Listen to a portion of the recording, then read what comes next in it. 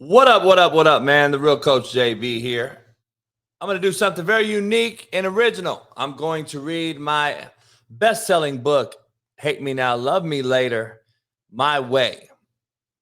Coach JB style. You're going to get some testimonials from some great Division I coaches, NFL coaches, and people that are in the entertainment profession who have either watched me on Netflix, Last Chance U, or friends of mine that I've been knowing for half my life in this coaching profession who I've helped send kids to. I'm going to read it my way. Might light up a stick. I might sip on some yak, as famously and eloquently put in Last Chance U. I might sip on some slapdick whiskey. I might smoke a slapdick cigar. Who knows? But you're going to hear it. You might hear Ash and Callie below me, my famous bullies. You might hear them snoring. You might hear them fighting. You might hear them arguing. You might hear them fucking. I don't know. But you're going to hear whatever I hear. That's why I'm going to do this my way, my style. I don't believe there's another audio book out there that's going to be like this one. So strap your seatbelts, put on your hard hat and work boots, get ready to hear and listen to the greatest audio book ever created. Hate Me Now, Love Me Later. When I wrote this book, I wrote it the same way you're going to hear me say it. Authentic, genuine, real, raw, and unfucking cut. Because that's who I am. I don't apologize for who I am. I am who I am. I'm not who I say I am. We are who we are and not who we say we are. That is just fact. And we need to stop looking outside thinking that is otherwise. Because it's not. When people apologize, they're full of shit. That's who they are. Don't accept it. You're just enabling them. I'm going to talk about that in this great book, Hate Me Now, Love Me Later. Written solely by myself. Produced by Strategic Book Publishing and Rights Company. Lynn Eddy, fabulous female, fabulous woman, fabulous lady in the profession. We talked, we spoke, we said, you know what? I'm gonna write this book, Lynn, and if you're willing to edit and produce it and publish it, let's go. And that's what we did. Some 4 years ago, became a bestseller. I never thought it would be that. I never thought anything like that. I said, you know what? Last Chance U came out, Netflix, became globally recognized, 300 plus million views in my 2 seasons. One of the most binge watch shows on television in television history. I did not know any of that. And yet I got paid $0. Not a dime. But I'm a hustler. I'm not a math major, as you know. So I said, fuck it. I'll create my own platform. I'll create a whiskey line. Maybe I'll make some cigars. Maybe I'll breed my bullies. The famous Stogie. There's a chapter in this book called Stogie and Stogies. Rest in peace. My great best friend of all time, Stogie, had to put him down about a year ago due to a bunch of different situations that became prevalent. He became super ultra human aggressive. I tried to kill all the dogs on my grounds, and that wasn't the reason. I would have got rid of all my other dogs and kept him. But he got people aggressive. And if he ever got outside and got loose, and couldn't live with myself if he ever grabbed a kid or a person. So I had to do what leaders do, and that's make decisions. Leaders create more leaders, not more followers, and sometimes you have to make hard decisions. My dad died in my arms in 2005, and when I put Stogie down last year, it was actually probably, it's hard to say this, but it was probably is harder for me than it was when my dad died in my arms. So let that resonate, let that sit in, because dogs are only put on this earth to serve one thing, and that's you. And that's why they're the most loyal creatures on planet Earth. That's why I have a circle of dogs, not humans. I trust no one. Me and the other one's not you. That's just a motto I live by. But these dogs, ride or die. Best believe it. They'll do anything for you. They'll do everything for you. That's why I rock with them. I am fresh off creating my Slapdick Cigar Lounge and Studio right here on the premises of the Coach JB compound. And you know why I did that? Because I like small circles. I don't want to go to the cigar lounge around a bunch of fucks I don't know. I'd rather build the motherfucker myself and smoke my own cigars right here on the premises. I'll invite people over for that. You'll hear me light a cigar up frequently during this book read, audio style, Coach JB style. And I thought about doing this way because I wanted the public to get this out. I had so many requests of doing an audio book. So I said, screw it, I'll do it. And give the people what they want, because I'm a man of the people. I'm not a guy that duck and hide, sit behind Twitter like all the Twitter keyboard cowards out there. So I wanted to be real and raw and uncut like I am.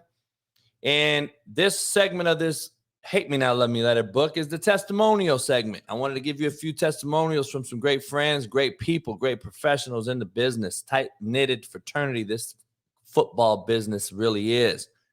Some people get blackballed. Some people stay in it forever. It's a tightly knitted, intimate circle. But once you're out of the circle, you're most likely out of the circle forever. And I'm not one to beg and kiss ass and suck dicks to get into it. So I won't even fucking ask to get into it. I don't need to be in the circle. They always needed me. I never needed them. They needed my players. I always had the best ones. I always graduated them on time. I always did best by them. I gave them the shirt off my back. I gave them the food in my fridge, and I gave them the dollars in my pockets.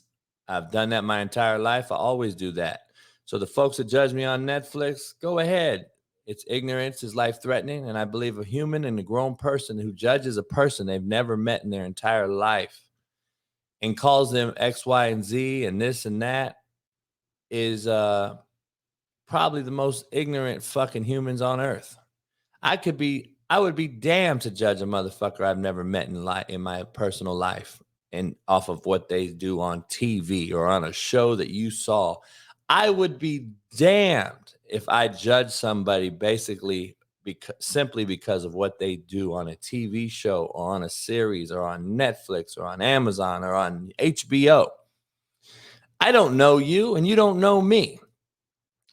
So for you to judge someone is, in my opinion, the simplest, single most ignorant thing you can do. And it's funny that I get all these different messages and emails after tons of hate mail and emails and etc. and DMs and tweets. A lot of those same people have come to me later and said, Coach, I got to apologize. I watched the first few episodes and thought you were the psycho asshole, the devil. Then I realized there was a method to your madness, and I realized how the kids navigate and gravitate towards you, and I'm so apologetic. Please accept it. I don't accept apologies because I think ignorance is life-threatening, and I don't apologize for who I am because I am who I am, not who I say I am. We are what we do, not what we say we do. So I will never apologize for how I am or what I do. I will admit if I'm wrong. I will admit to people if I have said something that is wrong, but apologizing for it, never. That's not me. We'll never hear an apology from me. Even when I resigned at Independence, I never apologized on the letter. I took shit from everyone. He didn't even apologize. Apologize for what? Graduating 200 fucking players? Sending 300 Division I, 28 to the NFL? Having 10 first rounders? How about, should I apologize for never allowing inner city kids to go to jail, get arrested, or kicked out of a 4-year when they leave me? Should I apologize for having the highest junior college GPA of all time for junior college football playing schools? Should I apologize for 100% attendance in graduation? Should I apologize for sending 101 kids Division I in 3 years? A national record would never be broken. Should I apologize for giving the shirt off my back to these kids who most likely come from single parent homes, who, by the way, parents cuss at them much harder than I do. But you don't know that because you only see what you see on Netflix, which is an unedited version of a show that is real and uncut. It's me, 100% me. But they do massage things, edit things, and turn things around. Best believe it. I've never watched the show in totality, but I have seen clips, and I'm thinking, damn, that shit was 6 months ago. It looks like it was live in this game. So cinematography, whatever the word is. Fuck it. This is a real fucking book. I don't even know the word. I don't want to fuck it up. Cinematography? I don't know what it is. But that's why this book is real and uncut like myself. They can do a lot of things in this cinema-based world. They can massage shit, turn shit around, maneuver shit, edit shit, do what they want to do. Well, that's what they did. But I'm a hustler, not a math major, as you know. Took the fucking platform, created my own whiskey line, cigar line, bred my dogs. The world famous Stogie. Puppy sold in 24 hours, 15 of them. I take that platform and say, fuck it, I'll use it to help people. But this segment of this book read, as I sip on my coffee, maybe I'll throw some yak in it. I don't know. But it's the great best-selling book, Hate Me Now, Love Me Later. And I wanted to give you guys a few testimonials from some great men in the profession. I'm going to start with Willie Fritz, head football coach at Tulane University. 2022, end of the season, they beat USC and Caleb Williams. They probably were the best school in Louisiana this year. That's saying a lot with LSU sitting in the boot. Willie Fritz is a hell of a man. Junior college native like myself. Product of JUCO. Won everywhere he's been. Sam Houston State. You name it, he's been there. 200-plus Division I wins. Recruited one of my quarterbacks, Jonathan Banks, JB, who later has a testimonial on this book. Willie Fritz, great man. Came down to speak at Tulane for him as my quarterback was there. Did a great job. He's turned that place around. If any coaches listening to this, go see Willie. He's open arm invitation, welcoming guy. He'll invite you anytime. Go out and see him at Tulane. He is a great coach, an innovative man, and a great human. His great coaching does not even come close to the man that he is. One of the greatest men in the profession, in the world that I know, period. To be honest. Willie said it, I quote, I recruited at Jason's school and signed one of his student athletes a few years back and got to know him and his program well. Having been a former JUCO assistant and head coach, I was very familiar with the trials and tribulations associated with helping JUCO young men transition to the four-year college level. Socially, athletically, and academically. Although our styles in accomplishing the end results are very different, there were also many similarities. I never questioned JB's genuine care and commitment for those young men in charge. Hopefully you will see this too after reading this book. Willie Fritz, head football coach, Tulane University. Shout out to Willie, man. Much love. Coach David Beatty, good friend of mine, was the head coach at Kansas University. A lot of people used to send me messages to replace David Beatty when he was fired and let go there before they hired Les Miles, which was another debacle waiting to happen, similar to the Charlie Weiss debacle KU had. David Beatty's a great man, Texas high school icon. He said JB is one of the most tireless workers, recruiters, men builders that I've encountered in our profession. His straightforward approach and his consistent, relentless attack on each day is what sets him apart from the rest. Coach David Beatty said, I think he's coaching in the USFL right now or the XFL, I'm not sure. Great man, good dude, man, good dude. Darian Hagan, one of my best friends on planet Earth. He's now with Coach our Coach Deion Sanders at Colorado. He's a national championship winning quarterback at Colorado, Darian Hagan is. Talk to him every day. One of the greatest humans on planet Earth. One of my boys. He said, one of the hardest working coaches I know. An even greater man who always has his players' best interests at heart. D. Hagan said, running back coach at the University of Colorado for the last however long. Now he's off the field doing other things for Deion, Coach Prime. Derek Mason, great friend of mine, was a head coach at Vanderbilt during this quote. He is a great human. Got to be honest. Derek Mason's at Auburn, been at Auburn, Stanford, Vanderbilt, been all over the place. Great defensive-minded coach. He said one of the best recruiters and offensive minds I've ever come across, JB is. Derek Mason, great dude, one of my brothers. I appreciate him. I would be remiss if I didn't mention Tammy Romstead, my former boss at Independence during the Netflix series Last Chance U. She is a K-State Hall of Fame woman basketball player. Unbelievable. She is her name is in the rafters all over K-State in Manhattan. She is a cat. She's a wildcat through and through. We go at it all the time about everything, basketball to football. She is a diehard, wears that purple, bleeds that purple. Hall of Famer, Tammy Romstead. She said Jason has an innate ability to turn struggling football programs into successful ones because of his shrewdness, tireless work ethic, unique communication skills, and keen instincts dealing with players and staff. Tammy Romstead, even when I resigned, I never apologized. Why? Why would I? Coach, you're egotistical. No, I'm not. I'm truthful. There's a huge difference. Sometimes the truth hurts.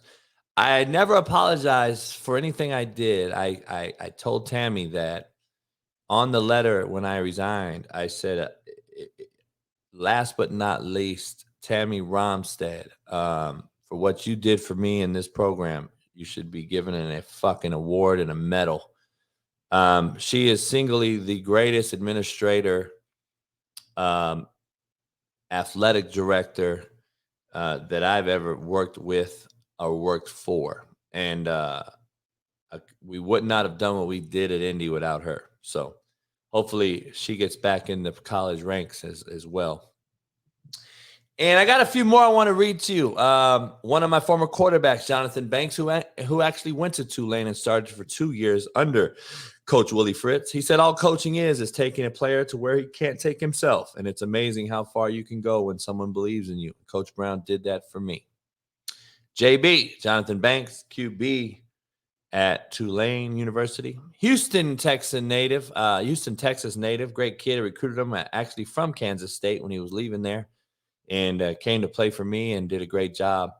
One of my all-time great mentors in this profession, in this business, and in life in general. Comes from a long line, a strong bloodline and lineage in this football profession. The Mendoza family, his brother Kiki, who's younger, been the head coach at St. John Bosco, national powerhouse in California. Lalo Mendoza, great coach, led Verbum Day High School in Watts, California to one of the most successful high school runs in the history of high school football. He's coached a ton of NFL players and college players. And then this man, Dr. Ilio Mendoza, we all call him Doc. He was the one that hired me at Long Beach Cabrillo High School. We happened to turn that program around, play the famous, great high school Long Beach Poly. They actually had Juju Schuster-Smith on that team. We actually hurt him in that game. He was down for an hour. The ambulance had to get him. We lost that game 6-0 in front of a packed house at Vet Stadium in Long Beach. That was the turn of the program. They were 3-57 when I took them over. We finished 7-3 year one. I was named Coach of the Year. Went to the Power Five, or what they call the Pac-5 playoffs in high school.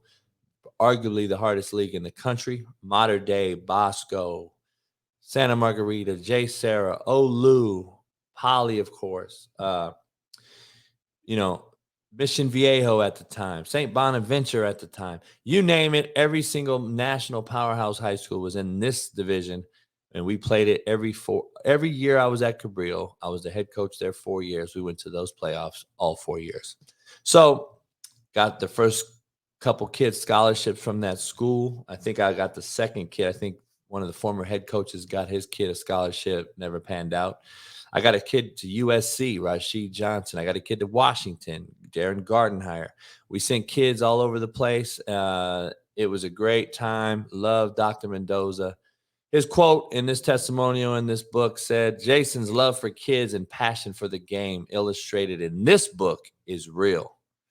That's probably the realest quote of any testimony or quote that's in this book to start this book off, Coach JB style, as I read it to you, sipping on my coffee out my hustle mug. Jason's love for kids and passion for the game illustrated in this book is real.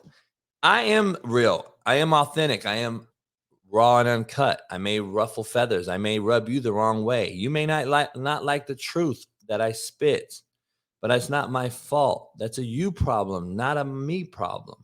I'm going to tell you the truth at all times. I told kids the truth so they understand. I'm going to tell you the truth. You like it? You hate me? You hate me now? You love me later? It doesn't matter to me. But guess what? Go find somebody on Twitter that played for me who talks bad about me, and I'll give you my house. I'll let you live. I'll let you eat that for a while.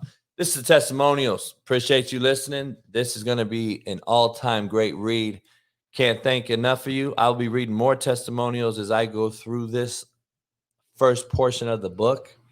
I can't leave out my 10th first round draft pick, one of my great recruits, one of my favorite recruits. He was a hard recruit. Everyone in America wanted him. He was recruited and highly touted by every Division I in the nation. Every JUCO wanted to give him a set of car keys. I recruited the hell out of him, his parents, his mother, his girlfriend, you name it. But the number one JUCO player in America in the 2018-19 class went to the University of Georgia. Later on, signed with the New York Jets last year, 2022 draft. Played significant amount of time this year. Sacked Lamar Jackson twice in a game. Jermaine Johnson said Coach Brown's a real one. He did everything for me that he said he would and more. He's a genuine dude, and I think the world is too sensitive for him. I will always respect him for helping me get to where I am today. Appreciate Jermaine. Love him to death. Hopefully he'll get on my show on YouTube, The Coach JB Show. And if you're not following The Coach JB Show, you need to.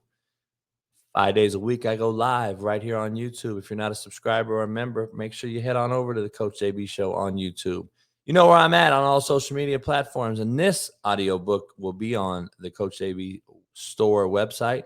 Coach JB Show, Coach JB Store. You can find this audio read everywhere, and that's where it's going to be.